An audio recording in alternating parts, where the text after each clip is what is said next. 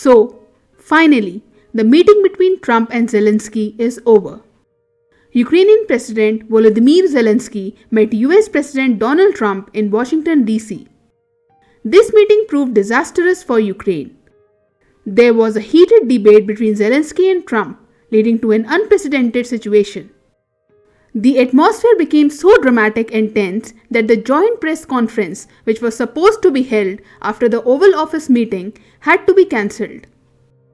No one had even remotely imagined that such a heated argument between world leaders would unfold on national television. US Vice President J.D. Vance and President Trump believe that Zelenskyy is not showing as much gratitude toward America as he should.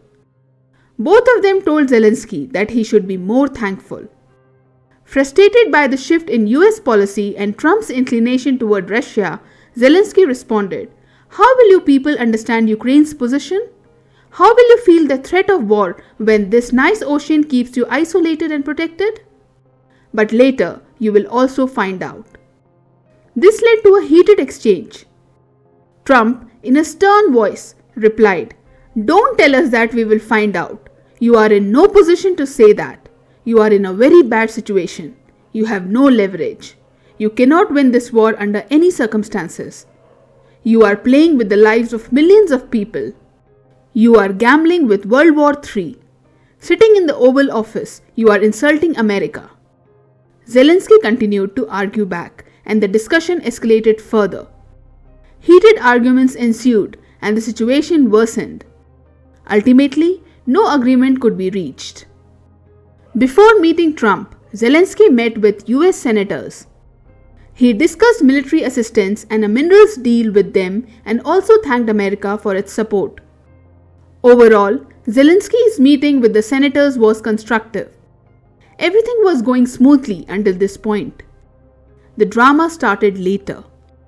The atmosphere became heated due to criticism from Vance and Trump, along with Zelenskyy's response, leading to the meeting ending abruptly.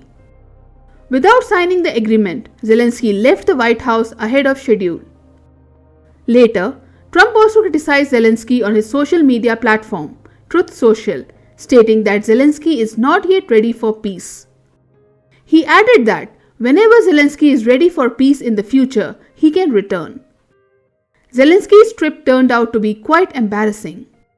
He had to endure a lot of humiliation and received an open threat that without a deal, America would withdraw its support, leaving him on his own. Obviously, Russia will be very pleased with all this. Given how events unfolded, it can be said that Russia was the biggest beneficiary of this meeting. Zelenskyy and Trump entered the discussion with different expectations. When those expectations were not met, they engaged in an ugly exchange of words. Zelenskyy obviously wants assurances that after the peace deal is done, Russia will not attack Ukraine again in the future. He needs this guarantee. However, Trump is avoiding making any such commitment. He does not want to promise any kind of security assurances. Being a businessman, Trump views all relations through an economic prism. Wherever he sees an advantage, he doesn't hesitate to suddenly shift foreign policy. Trump's recent actions give the impression that he has abandoned Ukraine and Europe. He is withdrawing support from Europe and focusing on the US economy. He is adopting a transactional approach with Ukraine. Today, the world needs critical minerals which are indispensable. Ukraine has these in significant amounts and Trump wants them. He wants American companies to have access to them so that the billions of dollars the US gave to Ukraine as aid can be recovered. According to Trump, that money was not charity, it was an investment. Now, America wants returns on that investment. That is why pressure is being built on Ukraine for the minerals deal. Trump openly told Zelenskyy that without US support, his country would not be able to stand against Russia for even 2 weeks. He reminded him that the US has given $350 billion to Ukraine as aid. So he urged him to keep this in mind and sign the deal, or else handle Russia on his own. In a way, this implies that Russia will be given a free hand just as Israel has in the Middle East.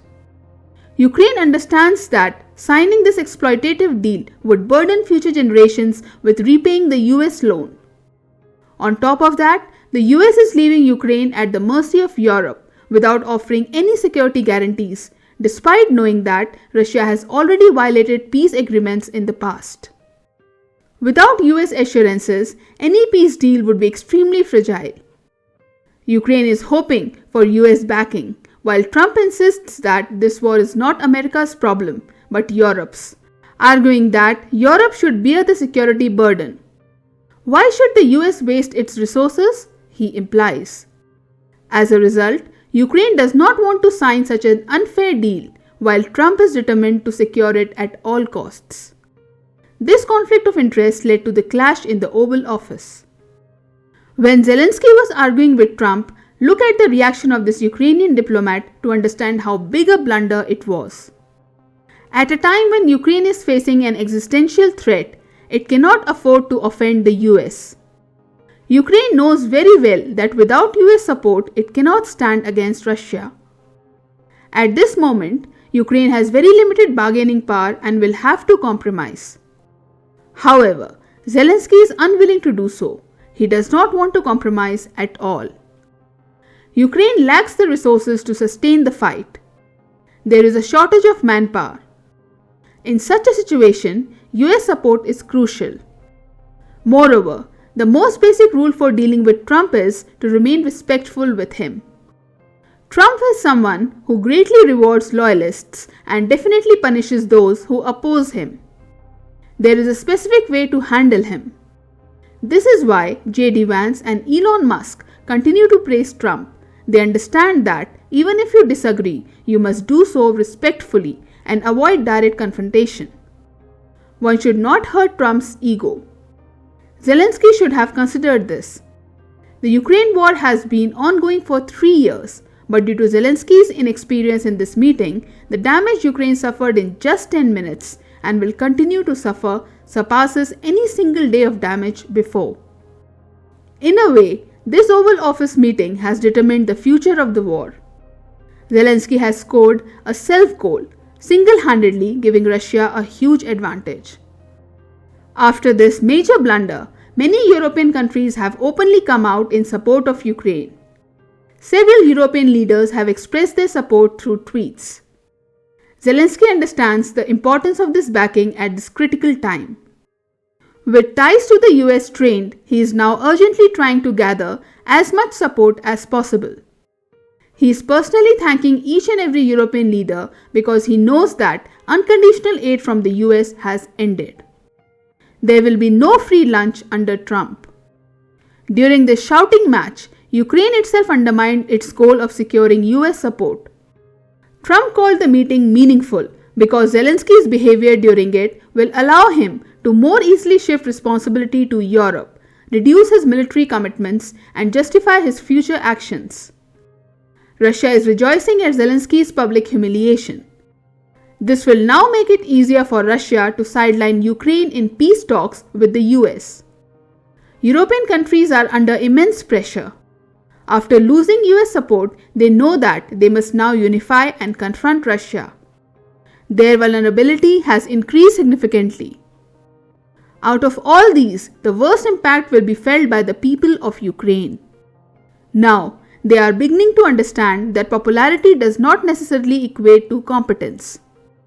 There is a difference between a leader being popular and being capable. There is a difference between being a hero on screen and being a hero in real life. There is a difference between merely appearing to be good and actually being good for the country. Slowly, people are realizing this. The sad thing is that the consequences of electing Zelenskyy will not only affect those who made the decision but also future generations. It was clearly visible that Zelenskyy was focused on projecting a tough image during the meeting. By displaying his attitude in the Oval Office, he may convince the public that he did not bow down and that he upheld national dignity. However, everyone knows that whatever happened in the meeting will not be beneficial for Ukraine. In the end, this is what truly matters: How you appear on camera is far less important than the actual impact your actions have on the country. Vance called out Zelensky's propaganda tours during the meeting, implying that Zelensky cares more about his image than his country. Trump had also previously stated that Zelensky was posing for the camera while children were losing their lives in Ukraine. Elon Musk, too, is amplifying this episode to reach as many people as possible, ensuring that Zelensky's blunder becomes widely known. Further, to pressure Ukraine and its supporters in the US, the aid provided to Ukraine will now be audited. Meanwhile, Zelensky's unpopularity is growing within Ukraine. Due to the damage his actions in this meeting have caused the country, calls for his impeachment are increasing. Clearly, the times ahead will be very challenging for Zelensky. Zelensky had both a significant responsibility and an opportunity to secure US support, but he lost everything due to his approach. The world frequently praises the diplomacy of India's Foreign Minister Dr. S. Jaishankar, with his actions often described as a masterclass in diplomacy. In contrast, much is being written and will continue to be written about Zelensky. While sitting in the Oval Office, he demonstrated to the world how not to conduct diplomacy.